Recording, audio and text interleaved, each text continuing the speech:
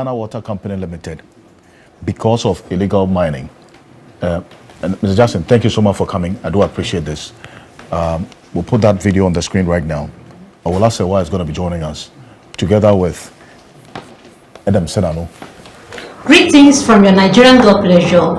Hi lovely people of Ghana, this is your girl pleasure, always bringing you political news in our channel, Ghanatube. As a constant thing that our channel has always been here to bringing you all this news your way. And we are committed to giving you all the happenings in Ghana. Please wait. What you're seeing there is the Kwenyako headworks. This Ayensu River that flows into Kwenyako has been polluted by activities of Galamsey operators. And just a little over a week ago, when the managing director of the Ghana Water Company Limited visited Kwenyako, he had indicated, that's Adam Otawakilo, indicated that if things don't change in the coming weeks, they will have to shut down the Kwenyako headworks. That has been done. Just 3 days ago, we received that information because they are now, instead of getting water, they are having to treat mud going through their treatment plant. Before this challenge, the headwork produced and supplied over 25,000 cubic meters of water per day. Production has been halted currently. Divers who were hired to assess the situation of the pumps underwater have recommended that the pumps be desilted. Their assessment also recommends dredging of the river. That is what's happening in this Kwenyako headworks. And that's the water they've been treating. That's how it looks of water with animals. This is in the Aguna East district of the Central Region as well. So, what is being done now to address this danger that we're faced with? Galamsey. Awolasewa is co-founder of Eco-Conscious Citizens, one of the foremost human rights, environmental NGOs in this country, leading this advocacy on the fight against Galamsey. Awola, thank you so much for joining us. Good morning. Good morning. Thank you for having me, and good morning to you and your listeners. Perfect. Also have Adam Senano, who's a co-chair of the Citizens Movement Against Corruption, and Mr. Senano has another portfolio. And he's my boss also. He's your boss as well. At the African Union. Yeah, so that's the chairperson. The chairperson of the Advisory Board Against Corruption. At the African Union. He's a big man. Yes. Big, come on. Congratulations. Congratulations. And you better take his advice seriously. This is the first time you've been on the show after this elevation. Yeah. So congratulations is in order. Thank you. And good work. Good exports to the continent. Mr. Sorry, Mr. Please. Yes. I was just wondering whether Senano and NDC rhymes. But that said, you know, when Prof was talking, I listened to him. And because he's a professor, I was minded to interject. And when he said the president had failed in this fight against Galamsey, because he's a professor, I wanted to find out from him what were the marking scheme. Because at the point I was wondering whether he was using the UCC marking scheme or grading system or the University of Ghana. Where pass mark is 100%. Clearly, from what I've seen, the pass mark is 100%. Because if not, a fair, candid, objective analysis of the interventions that have been put in place, the conclusion cannot be that the president had failed. I have always maintained that the issue of Galamsey is like what used to happen in the 80s with drug trade. It has always been work in progress. Look, what attracted the Europeans maybe to Ghana, then Gold Coast, was gold. Our people have always mined gold one way or the other. It became a problem. Yes. I'm coming.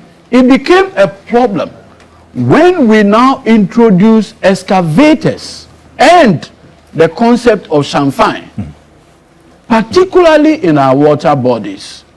That for me was the beginning of the hell that we are facing today. As for the negative impact of Galamsey, I've sat on this platform and raised those issues.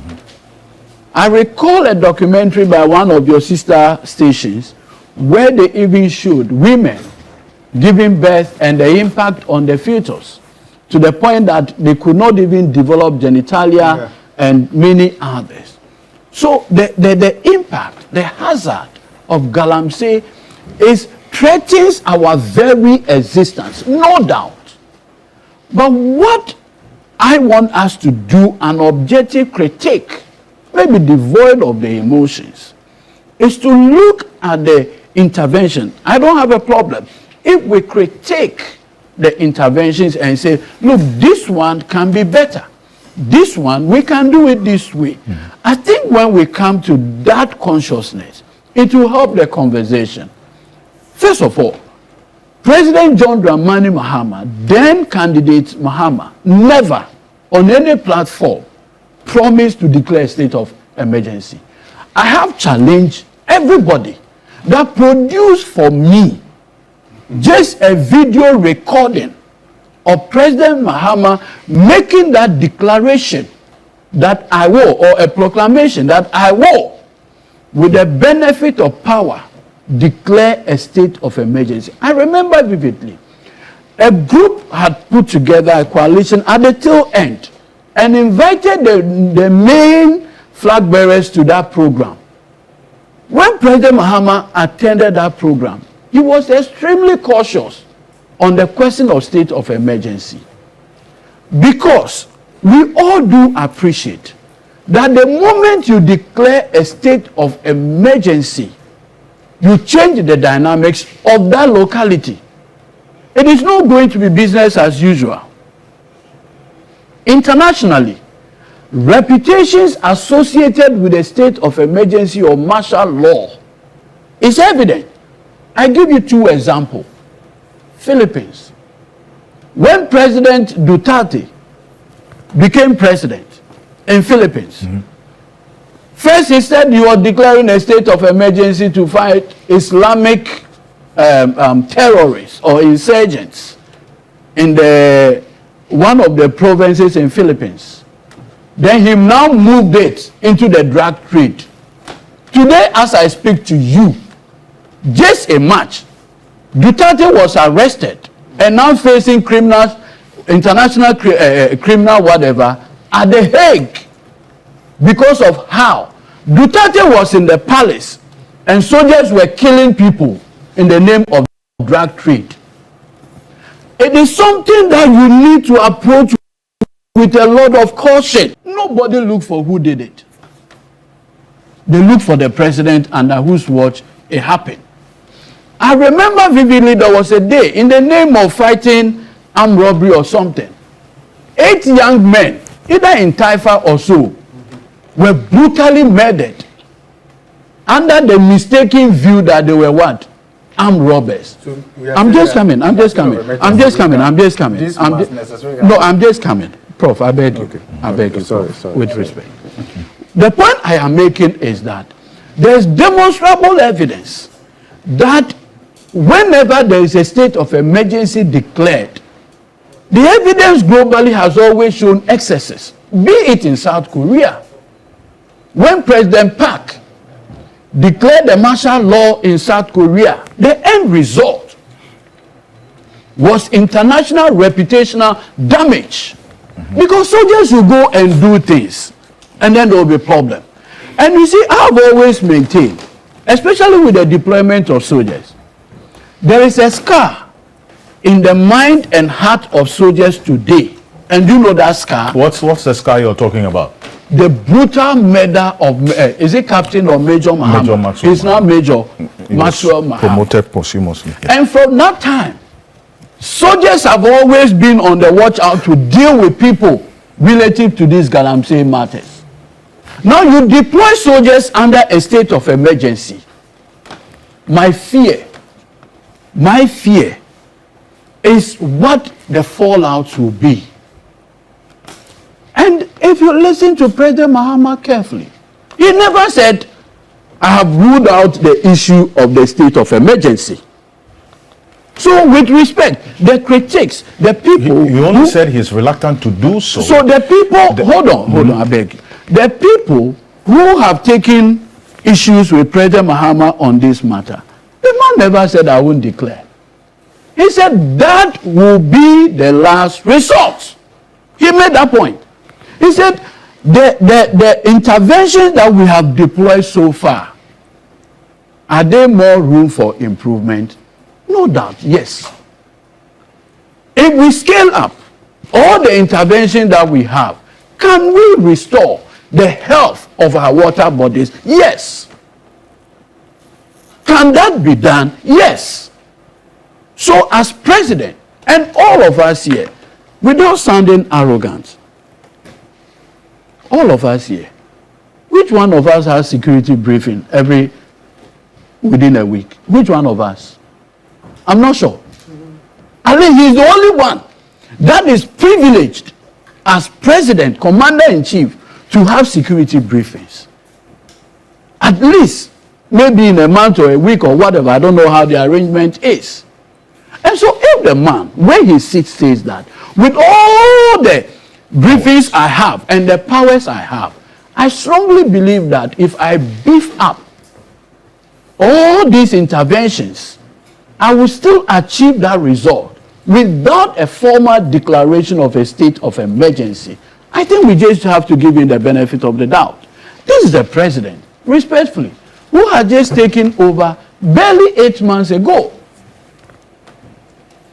The systemic pollution of our water bodies over the period, was it the expectation that, with respect, the raising of a magic wand, our water bodies will be restored in 8 months? Was that the expectation? Then I really want to say that, yes, then Ghanaians really, truly and truly had a huge expectation of President Mahama. And that for me is encouraging. It's commendable. I mean, learning the extent to which the good people of this country had expectation of President Mahama, that in 8 months, you will solve a problem that had been created, a systemic problem over 8 years and more in 8 months, clearly probably showed the test, the challenge people had with leadership over the past 8 years. But I can assure you on this platform that President John Dramani Mahama is not reneging.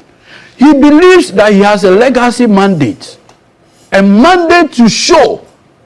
The reset agenda includes resetting our environment. Please do well to like, comment, and follow. Put on notification bell. Say get all our news one by one. Thanks, my